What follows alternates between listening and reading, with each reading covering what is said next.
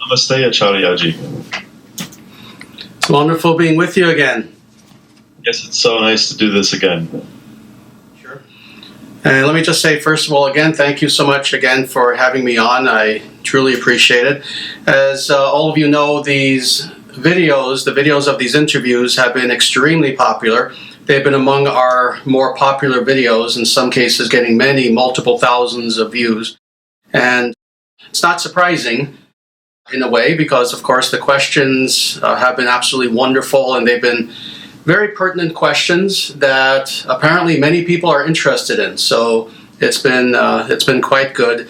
And today we're going to be talking specifically about relationships, the nature of healthy relationships, and other allied topics along those same lines, and in accordance with Dharma, what is essentially the Dharma of relationships.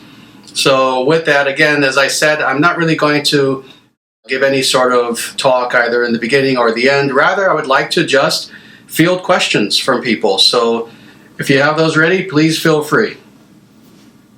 Well, thank you. I definitely speak for all of us, as always, when I say that it's definitely our pleasure, and we appreciate so much the opportunity you give us. And for this week in particular, I've asked everybody, and they've asked everybody, to look far and wide to make sure that we've looked and gotten every question we possibly can, because to a lot of people, this is a very important topic, and a topic of great confusion these days, I believe. So with your permission, we can just jump right into the questions. Absolutely. Let's proceed.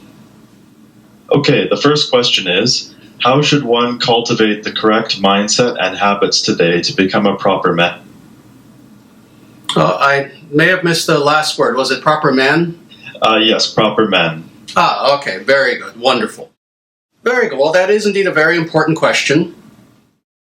It is very interesting, a very unfortunate phenomenon that we have seen in very recent modernity. That is, for the last roughly let's say 50 years or so, certainly since the 1960s, that indeed the very question of gender itself is something that has been not only questioned, which is fine, it's always fine to question everything, I mean, there's nothing wrong with that, but unfortunately what we have seen is that for, again, quite a few generations now, the traditional notion of gender has been questioned. It's been not only questioned, it's been unfortunately dishonestly, polemically questioned. In other words, not questioned with the idea of coming to some sort of logical, reasonable conclusion about what is the actual nature of gender, but with an agenda, and that is to subvert the very idea of gender.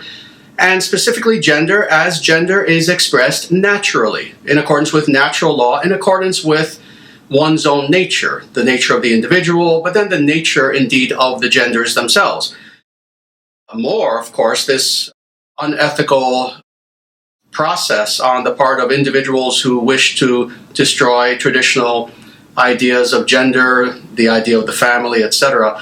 They've gone so far as to, in many cases, not only reverse gender roles, but more, essentially attack what it means, interestingly, both to be a man and to be a woman. Because the truth of the matter is, I fully understand why this is an important question, and stated the way it was stated. What does it mean to be a man today? Men very often feel under attack. And again, that's by design, unfortunately. But the truth of the matter is, it's important for men who realize this to also understand that most women are indeed innocently under attack as well. So both genders have been attacked and indeed subverted. Now, with that as a preface, what does it mean to be a man today?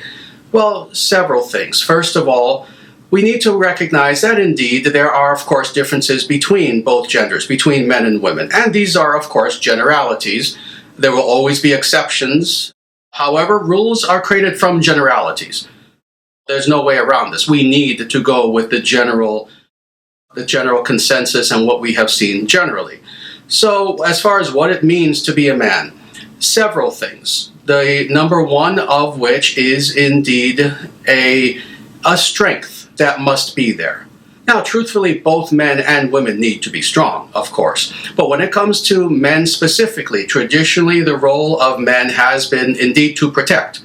as much as possible, to protect the family, to protect the institutions of society, to protect society itself. And the reason why men are, of course, somewhat more equipped to do this than women is just very basic. It's very empirical and very biological. Men physically tend to be stronger. Men tend to be more outgoing, etc., etc. So this is one thing that is of great importance that we have seen has been lacking in men today. And again, purposefully, this has been taken away from them by the culture. And that is men being strong. Now, that being said, let me explain a little bit more in depth what is meant by strength. Because, of course, now we have the idea of toxic masculinity. The idea that, what it means for a man to be strong is all of these stereotypes, all of these silly stereotypes. That what it means for a man to be strong is, yes, he has to be very aggressive and wanting to get into fights all the time and domineering and controlling of everyone around him and very pig-headed and stubborn and etc., etc. Well, those are the dishonest stereotypes that, of course, have been fostered and have been used as weapons by, again, people who wish to destroy traditional gender roles. That's not what it means to be strong. Strength in actuality is something that occurs without showiness. True strength is something that occurs in such a manner that it is silent. It's a silent strength. It's an inner strength. It's not bravado. It's not being loud-mouthed. It's not overcompensating either. Interestingly, I've seen that with many men in society today who, again, understand what's been happening with this attack on traditional gender roles, they will kind of overcompensate and be hyper-masculine to the point of caricature. Well, that's not what we're meant to do. Rather, men have to just very quietly, in a very dignified way, be strong, meaning that they stand up for what is true. They stand up for what is right. They serve as bulwarks against the enemies of themselves, of their families, of their wives, of their children, of their society, of their people. They serve as literally bulwarks. A strong man is like a wall. A wall is not silent, it's not showy, but it's impenetrable. That's what it means to be strong. So this is certainly the first quality that men have to develop if they wish to truly be known as men. The other thing is maturity. And this is a very important thing, actually. This is very unfortunate, and I want to say this in a way where it doesn't offend what today are called millennials in any way. I've said this in the past, 90% at least of my disciples are under 30. Most of them are millennials. And I'm not talking about them. I'm not talking about the people here on this Discord group. I'm not talking about those young men, let's say between roughly the ages of 18 to 30 or so. I know that includes some Generation Z, but that's all right. This applies not to those young men who I have seen are truly intelligent, but rather, generally speaking, what we've seen in society is that many young men are indeed extremely immature. And to be immature is the opposite of being a man. It's extremely unmanly. We know that in the past, it's funny, I was speaking to one of my disciples about this actually. Of all things, I was talking about the pioneer days in America and just how strong people were back then, how self-reliant, how much people were independent and not dependent upon government, etc. This was just like a week ago. And in the past, indeed, even if you were a young man, if you were 16, let's say 150 years ago, you were as mature in your character, in your demeanor, in your intelligence as, let's say, a 50 or 60-year-old today. And what we've seen, unfortunately, today is that the average, let's say, 20, 21, 22-year-old, even sometimes a 30-year-old man, unfortunately, does not have that level of maturity. And what do I mean by they don't have that level of maturity? Well, they tend to use their emotions in order to engage in decision-making. Their emotions are their decision-making process. They tend to not have skills. This is another thing that is very unfortunate. If a young man especially truly wants to be a man, what it means to be a man is to have skills. There are too many young people today who they literally, other than playing a video game and maybe being very good at doing things on the internet, maybe a little bit of coding, things like that, they don't have actual skills. They can't change their own oil in their car. They can't do their own plumbing. They can't garden. They can't grow their own food. They can't repair things in their own home, etc., etc., etc.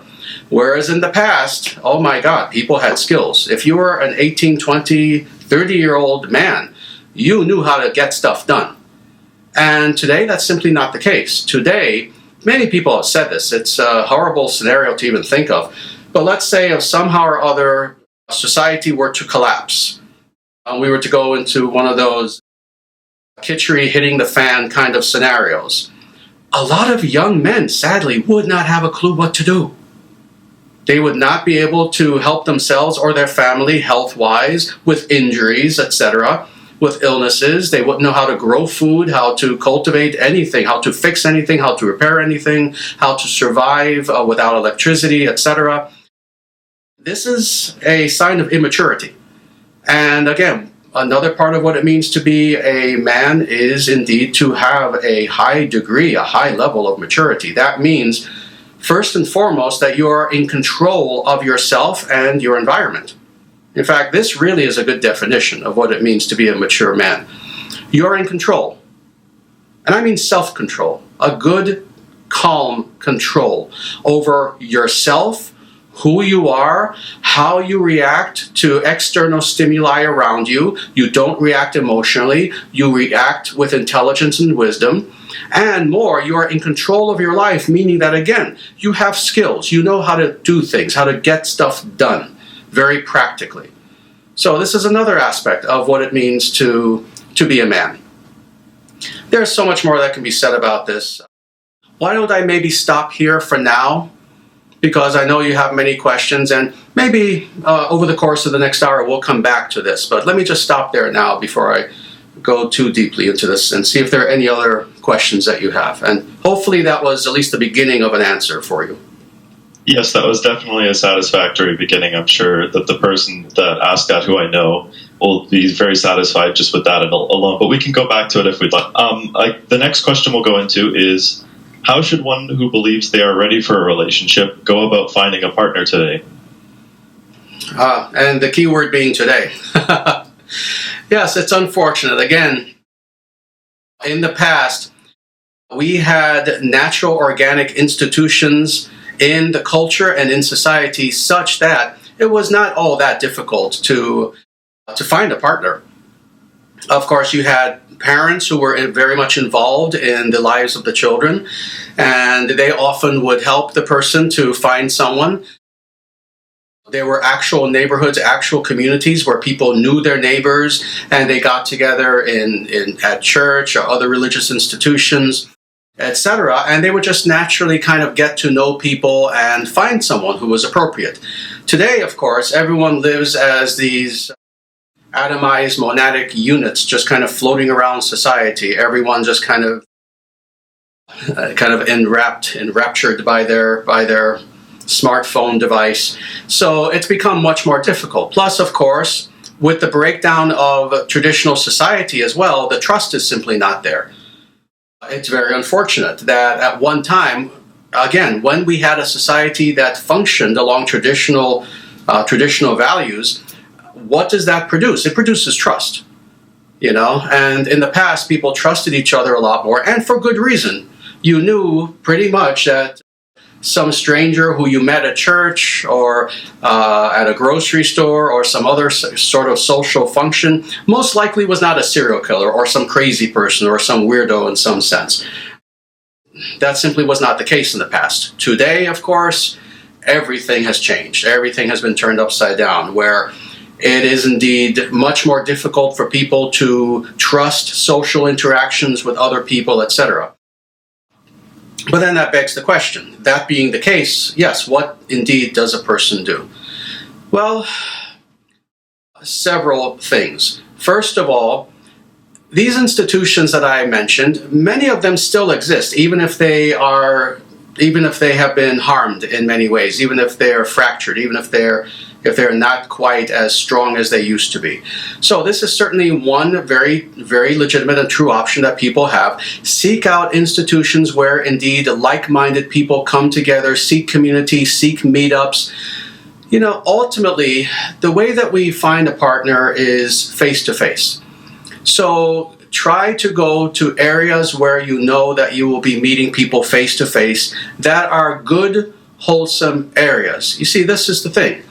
This is the nature of association, as we've talked about in the past, and I've talked about this in many of my videos.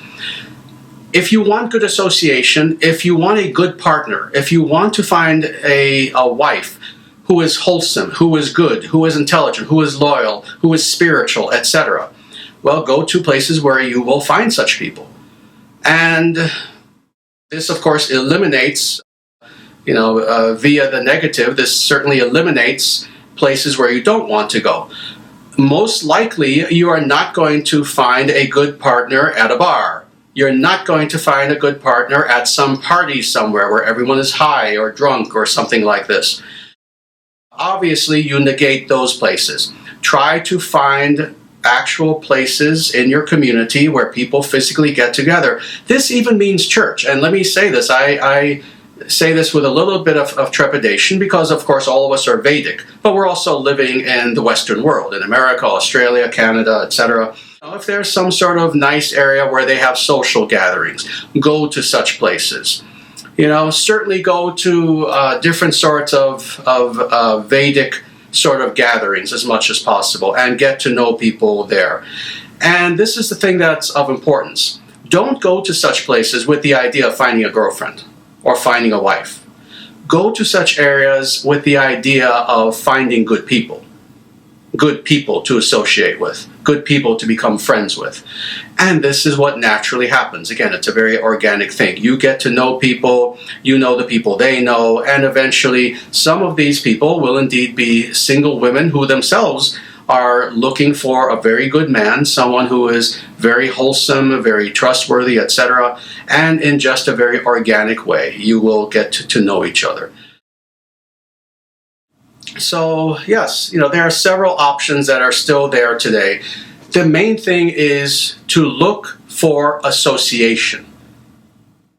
Not to look for a girlfriend, not to look overtly for a wife, but to look for association. And again, very naturally, in that way, even if in a peripheral way, you will indeed find someone and someone will find you. And this is the other thing that is of importance, however, is that in your search, you, of course, have to understand that so many people in our society today, having been psychologically and spiritually traumatized by the fact that we live in a society that has purposefully engaged in systematic brainwashing of our people for multiple generations, most likely the people who you will meet as potential partners are not 100% perfect yet as far as, let's say, their grasp of reality, as far as possibly even some of their values. Some of their values. I mean, some of their values might be absolutely fine, but some might be the result of brainwashing, etc. So, in other words, when you do find someone who is wonderful in many ways, the person is not necessarily going to be perfect. Still, you should not give up. Still, if you find someone who, for the most part, you've seen is a good person, virtuous, etc., don't be afraid to, in a small way, begin to cultivate that person. Begin to help that person, indeed, to deprogram themselves from the, for lack of a better term, let's say globalist propaganda that's been going on for some time. So don't give up on people too quickly, but rather try to approach this in a very positive sort of way. But this is what I would advise. And again, just to sum it up, very generally speaking, look for communities, especially in real life if you can, online too, certainly online too, but especially in real life, that are wholesome communities. Go there with the motivation of making friends, of having good association, not specifically looking for a a potential wife. Just look for good people. And very naturally, several people who are indeed potentially good as partners will just appear. They will just be there, and you simply slowly cultivate a very healthy relationship with such a girl. So, does that answer the question? Yes, I believe that properly covers it. And I think it ties in perfectly to the next one, which is from a different person, but ties in perfectly. How can one tell if they have found the right partner for themselves, and if they being the partner, I assume, true inner nature is sattvic? Certainly. Well, this is a question, the latter part especially. How do you know if the person's inner nature is truly sattvic? This is a question that can really only be answered in a somewhat general way, because truthfully, that's a question you can ask about anyone that you meet, whether a friend or a potential partner. How do you actually know that the person is sattvic? The only way that you know is through extensive interrelationship with the person over a period of time. Because, of course, someone could be pretending to be anything, especially someone who is especially interested in you, let's say, as a potential romantic partner. Of course, people will always present their best face, especially in the beginning. So it's a matter of simply giving it time, getting to know the person over a longer period of time. And again, this is something that was understood traditionally, and it's very unfortunate that today people leap into things. This is another part of the unfortunate immaturity that has been purposefully cultivated in people by our overlords, by the individuals who rule society today, is that they want people to make quick decisions. Don't make quick decisions about people, about things. Rather, like with every important question in your life, you take your time.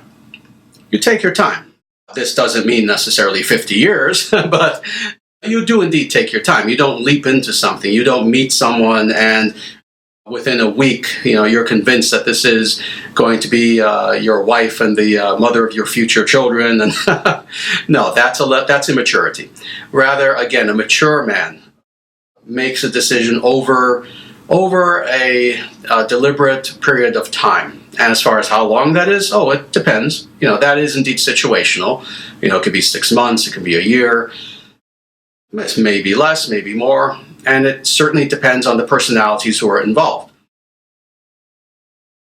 As far as what I believe was the first part of your question, and that is, how do you know?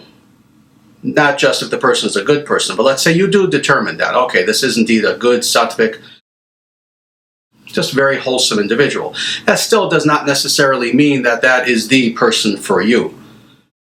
Because there can be many sorts of very good people, but still personalities just don't get along. Well, several things that I can say about that. And that is to indeed understand, first of all, it begins with understanding your own svadharma, your own inner nature. You have to understand, first of all, your own inner nature very well before you can understand the inner nature of others who are around you. So first, it begins with that. And then, at that point, when you do indeed get to know someone, your svadharmas, your inner natures, should indeed match as much as possible. This is another very unfortunate thing that has been pushed specifically by the media, by movies, by romantic comedies, by all these different things. That, how do you know that this is the perfect person for me? Well, you just feel it. You just feel it. Well, unfortunately, most people, most of the time, who simply leap on something in accordance with their feelings end up having their feelings very much hurt. So you can't just go with your feelings. Rather, again, in a deliberative way, you look at the person you're with, and if you have wonderful feelings, certainly that's a good thing. But more, you have to look very practically at, are our natures the same? Do we share a similar sort of nature? And that means in every way. That means, do we like the same things? Do we think the same way? Do we react to situations, especially stressful situations, in a similar sort of way? And on and on. You look at all the little minutiae that make up personality and interpersonal relationships, because the minutiae are important. Very often, it's the small things that are important. You may have one big thing in common, but then if you have 100 small things that are at odds with each other, that's not a relationship that's destined to work. So yes, you need to look at all this, and this is the final thing that I'll say as far as this question. We need to approach the question of relationships and having a partner, looking for a partner, settling on a partner, with as much gravitas and with as much deliberation and with as much seriousness as we tackle any question of importance in our life. We know that when it comes to questions of importance, again, a mature man, unlike a very immature sort of individual, a mature man will deliberate very purposefully on important questions. All right, I'm 18 years old. Do I wish to go to college, or do I wish to pursue some sort of skill and become, let's say, a skilled laborer or craftsman or something like that? This is an important decision. You better deliberate on this. All right, let's say I choose to go to college. What am I going to major in? Yeah, you need to deliberate on this. You need to not waste time. You need to not waste money, effort, etc. Choose a major very wisely, very intelligently, and then go for that and make sure that you achieve it. And on and on. Spirituality, certainly. Today, in fact, I was having a conversation the other day with someone talking about how, oh my Lord, people don't take spirituality or religion seriously. They will just jump literally from one religion to another religion to another religion and not settle on anything. That is a display of true spiritual immaturity. That's a child. That's not a grown adult. Rather, you deliberate. You think philosophically. You do theological comparative analyses, and you realize this is the religion that I wish to follow for the rest of my life. And you make that decision, and that is your religion for the rest of your life. You see, I adopted consciously, really one could say subconsciously, I was always a follower from before birth of Sanatana Dharma, but consciously, I chose to follow Sanatana Dharma when I was 10 years old. I'm not 10 years old anymore, but I'm still following Sanatana Dharma. So this is how you make a decision in life. So certainly when it comes to relationships also, take it very seriously. Do not hop from one person to another, to another, to another, which again is the culture today, and which is purposefully the culture. This is what literally the culture itself, meaning the media, has pushed on us as the norm. That you jump from one woman to another, to another, to another, and you just keep doing this until, well, I like this one more than the others, I'll settle with this one. And of course that doesn't work. You eventually, if you even get married, eventually get divorced. Again, this is immaturity, this nomadic sort of lifestyle. If you're a nomad, you're immature. A true man settles and is like a mountain and doesn't hop from one thing to another because they just don't have confidence in themselves and their decisions. Rather, have confidence in your decisions, and the only way that you can do that is to deliberate wisely. So when it comes to a relationship, deliberate wisely, and you will find someone who is good for you, who is truly a good match for you if you follow this process. So, does that answer the question? Yes, and it's a lot of useful life advice for a lot of people I know I hear that repeated a lot today, where they hop from one thing to another, especially in religion. I've seen a lot of that. Oh, it's terrible. I should get on. I'm sorry. Yeah, it's absolutely terrible. This is something that is indeed, I'm sorry to interrupt you. I just have to say this because, again, I've been having this conversation a lot with people recently. This is one of the hallmarks of the Kali Yuga. This nomadic sort of lifestyle, but more than anything, when I say nomadic, I don't mean just physically or even in relationships or even in life decisions, but inwardly, people are nomads. Inwardly, people cannot settle. People are like these very light little feathers that just float along wherever the wind takes them. And this is the opposite of true spirituality. This, of course, a lot of New Age people think that this is the definition of spirituality, which shows their immaturity. No, this is the very opposite of true spirituality. What is true spirituality? You look in the past at those individuals who were successful spiritual people, who actually gained enlightenment. Again, powerful yogis, powerful sages throughout history. And again, they were like mountains. They settled on what they knew, what was true, and they would not veer from that truth 1 millimeter. That's what it means to be mature. And yes, this has become the disease of our age, that people are the opposite of that. They cannot settle. So look at your life. This is why I would recommend to everyone, look at your life. If you're nomadic, you need to fix this. If you want happiness in your life, if you want real meaning in your life, do not be nomadic. Be like a mountain, unmoving. Once you have settled upon the truth, you stick to that, no matter what. No matter what. So, with that, I'm sorry to interrupt. Please, what's the next question? No, please. That's extremely practically useful. Not to mention the spiritual depth to it. To have someone say that with some authority is extremely useful, because we see that so often. I in myself as well. But I should get through some of the next questions. So I think this one ties into the overarching theme well. And the question is, how should the ashrama system be applied to the modern world when it comes to relationships and leading a household?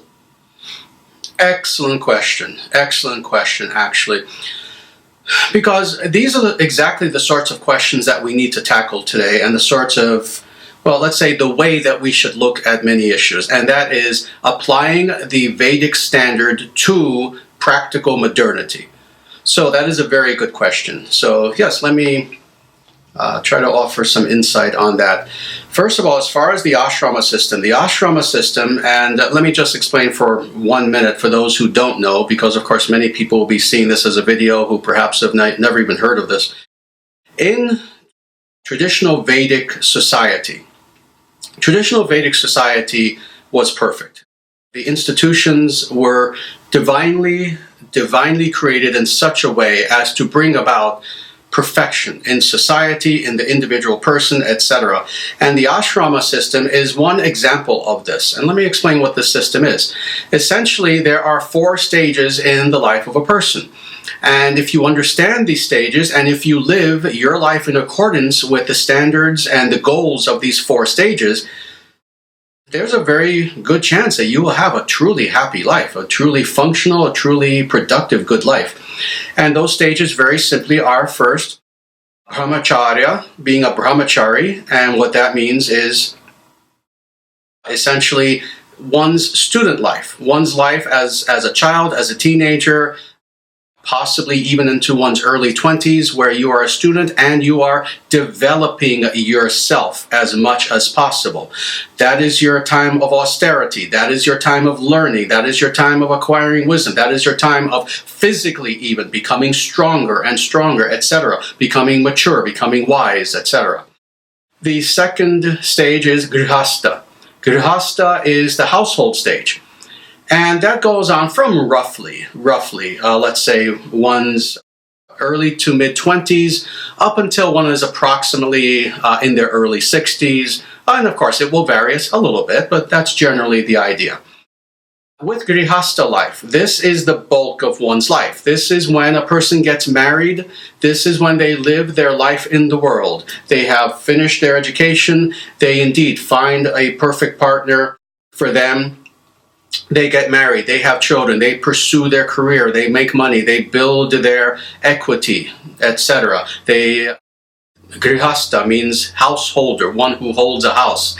Literally, that's what the word means. And you, of course, have a home at that point. You have all the things that you need to have a comfortable, reasonably comfortable life in this world. The third stage is vanaprastha. Vanaprastha is retirement.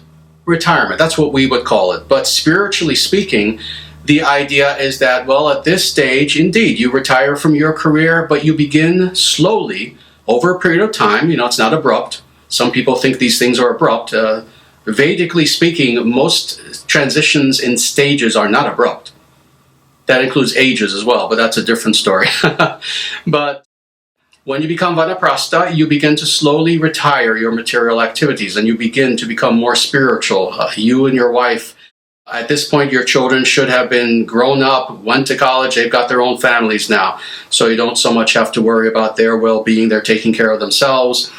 And at that point, you and your wife, you begin to become more and more spiritual. And you begin to withdraw mentally from all of the day-to-day grind of this world, etc. Then finally, there is sannyasa. Sannyasa is the very last stage of life. Unbeknownst to most people, actually, this occurs pretty late. Traditionally, it happens when you're approximately 75 years old or so. And it's at this stage that, indeed, you become a completely celibate mendicant. And your life is 100% devoted to spirituality. 100% with zero distractions whatsoever. And you pursue this lifestyle of, indeed, focusing 100% on liberation until you finally leave this world. So those are the 4 ashramas. Now, that being said, how do we apply them today? Well, they're all applicable, as we can see. I mean, in how I even describe these, we can see that these concepts are not foreign even to modern society. In fact, the reason why that's the case is because they are dharmic. So even though we're living in the midst of the darkness of secular globalist modernity, even with that, we see that society, generally speaking, still kind of goes along with this idea, except, of course, for the spiritual component. That's gone. That's certainly gone. But now, to answer the question very specifically of how we apply the ashrama system to ourselves today and in relationship, family, etc. Well, what we do is, indeed, we try to live these various lifestyles in accordance to the ashramas to our best ability. Again, we need to think about this practically while at the same time serving the ideal to the maximal degree. So what does that mean? What does this look like? Well, for those individuals who are indeed, let's say, either teenagers or still in their early 20s, etc., and of course, giving in somewhat to, let's say, the problems that have arisen because of modernity and knowing that there are indeed many late starters in life now because of this, again, not 100% their fault. We can't really put a severe age limit on this because there are some people who indeed now today they start college a little later, etc. That's fine. If we are, let's say, if we know that we are in that brahmachari stage where, yes, we're not quite ready to begin a household, let us try to live indeed as brahmacharis as much as possible. Well, what does that mean? That means focus in a healthy way on yourself as much as possible. Now, of course, I don't mean this in a selfish way, I mean this in a self-development sort of way. Obviously, that's the idea of brahmacharya. So, what does this look like? Well, this is what it looks like. First of all, if you are still in that stage where you are still very much growing who you are, and you know really in your heart of hearts that you're not 100% ready for a serious marriage and starting a household, then do not focus on that. Don't focus on dating. Don't focus on... Again, please don't give in to the culture today. Don't sleep around. Don't think that it's perfectly fine to just jump from woman to woman to woman. It is not. It is not. For so many reasons that we don't even have time to go into, but I'm sure many of the people listening, they understand the reasons. Focus on self-development. Focus on your studies more than anything. If you're in high school, if you're in college, focus on your studies. Make sure that you get straight A's and that you do extremely well, that you learn your topics perfectly. Let's say you're not in college. Still, you're learning. Read as much as possible. Learn as much as you can about the reality of the world. Acquire wisdom, as I was saying before. Learn skills, practical skills. Video games are not a skill, trust me. Video games are not a skill. Stop playing video games. Instead, learn how to change your oil yourself in your car. Learn how to fix a flat tire. Learn how to repair something in your building, something in your house. Learn how to grow things, how to grow food. Learn how to fix things. Just learn skills as much as possible. Then finally, when you come to the point where all right, yes, I'm a mature man now. I am ready indeed to find someone to marry. Yes, try to live that perfect grihastha life without repeating what I said previously. do your best to find a good woman, someone who matches you in every way and who you know, yes, this is a person who, once we're married, we'll be married forever. No divorce. We will be married, we will be together forever. Once you find that person, live as a grihasta. And what does that mean? That means that you make sure that you can survive in this world, that you are self-sufficient materially. That means, yes, work on your career. That means take care of your wife, take care of your children, and indeed have children if you can. Take care of those children, raise those children the right way, and that's another question entirely. That's probably a topic for an entire other video, actually another interview. But try your best to blend together the spiritual and the material, vidya and avidya, as it says in the Ishopanishad. Blend together, on the one hand, the idea that this wonderful institution, this little institution of a family that you have now created is centered upon God. That you're all on the same page. You, your wife, the children are all on the same page. That you live to serve God. That your altar is the center of your family life and of your home. And each day you come together, and at the very least you do a puja together as a family. That once in a while you read from Bhagavad Gita with each other, etc., etc. Make spirituality the center of your life, but also work hard in this world. Work hard at your job, at your career, and make sure that your family is provided for. And again, do this for the totality of the rest of your life as a householder, until finally, to quote Manu, in the Manava Dharma Shastra, until it comes to the point where you see your children's children and your hair has turned gray. Then at that point you think of vanaprastha. Then at that point you think of beginning to withdraw from the material world. You begin to think about retiring and now focusing exclusively, little by little, on spirituality. So yes, this the ashrama system very much applies today. It can be followed. Not necessarily 100% perfectly or in 100% replication of how this was occurring during the Dvapara Yuga, but certainly the ashrama system can indeed be followed to a very great degree and can be a very wonderful guide in teaching us how to have a successful life throughout the duration of our life in this world and going through these 4 stages. So again, hopefully that answers your question.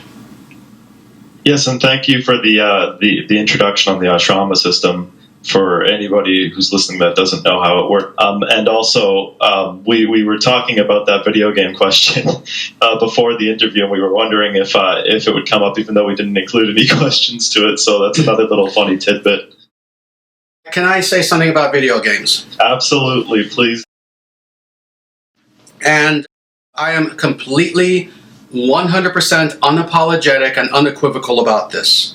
And I will not allow anyone to debate me on this. I've had people try.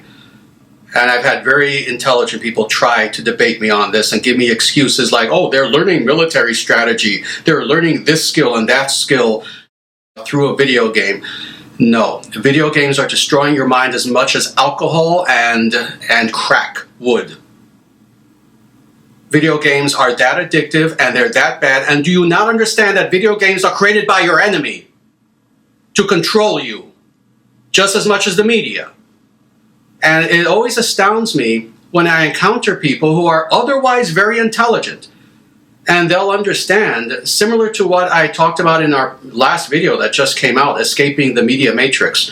Oh, they understand just how the media works and how subtle it is and how the brainwashing system works. And they understand how, again, our overlords, this elitist cabal who rules over societies and nations, how they purposefully want people to become addicted to drugs and alcohol, etc. They get all this, and yet they'll say, oh, but video games are different.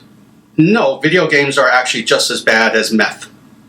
And if you are a spiritual person, if you're an individual who claims that you're an idealist, if you're an individual who claims that you are someone who has higher ideals, politically, spiritually, in any way, and you want to live a real and authentic life, stop playing video games.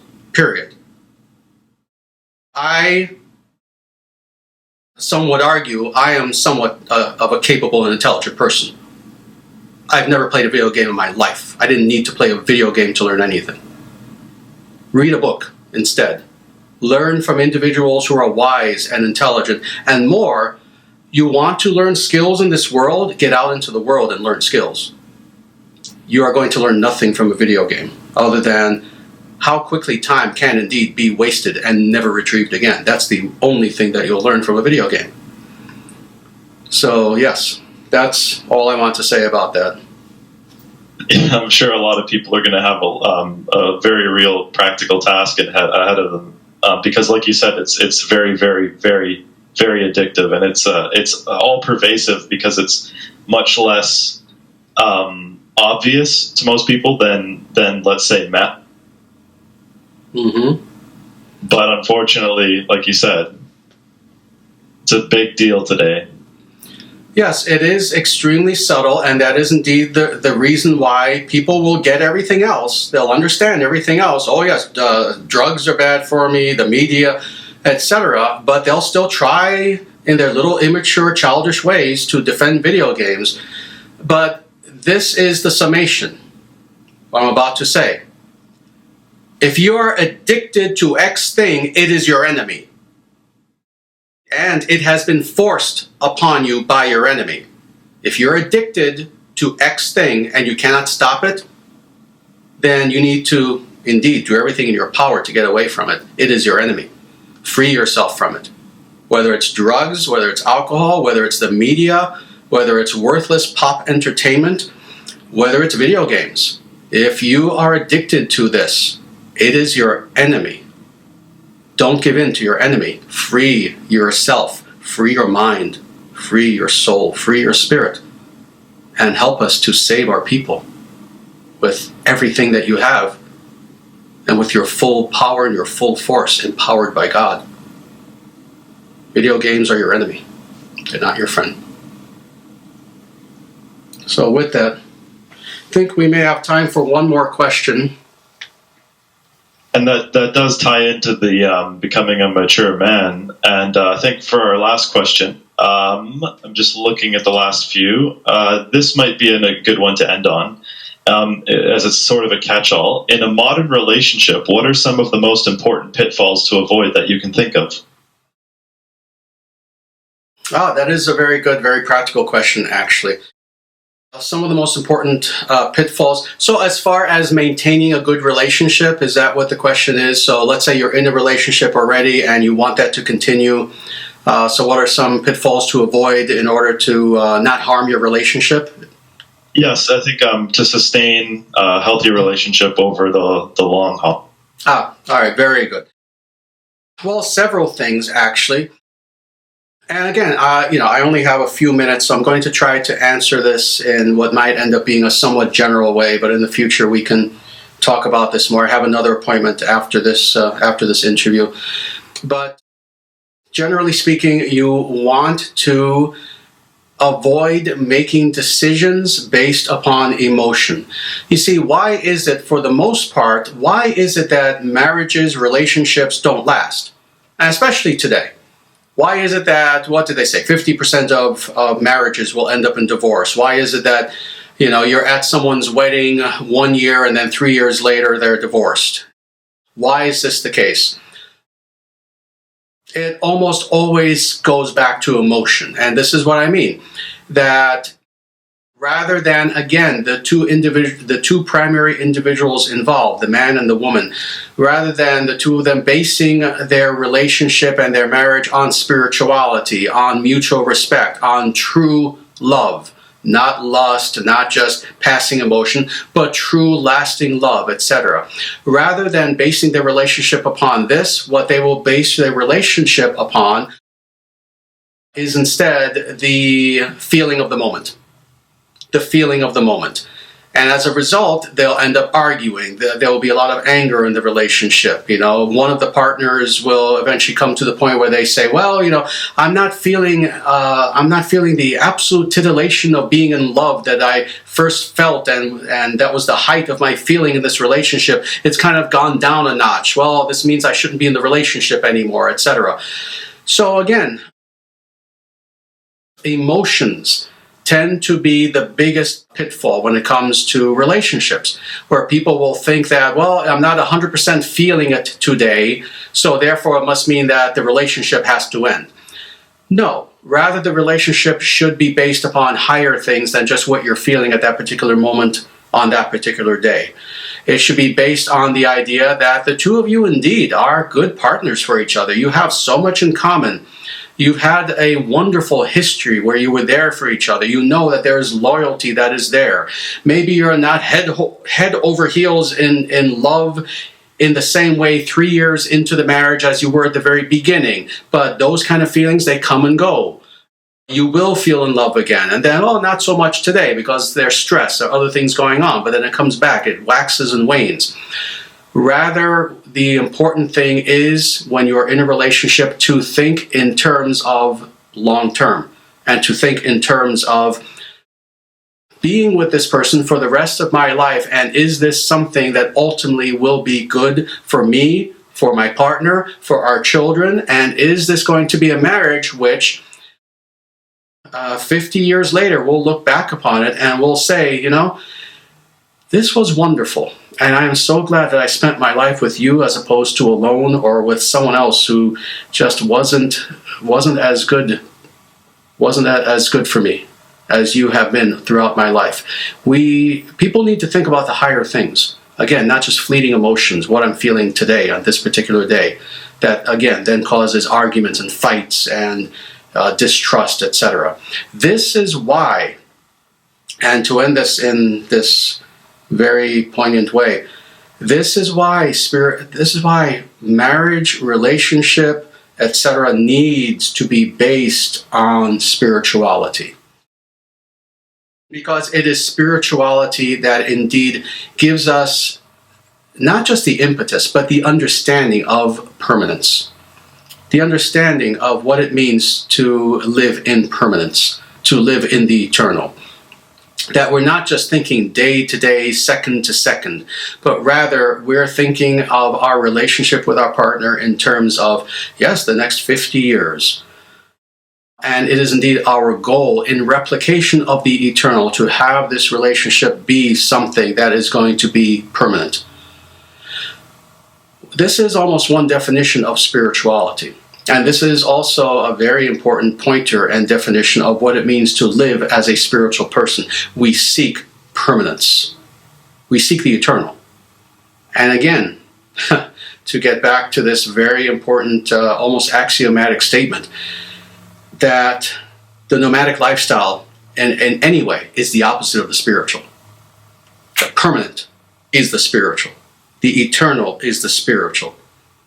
Not thinking in terms of how am I feeling today and I'll make a decision based on that, but rather what do I wish to have been?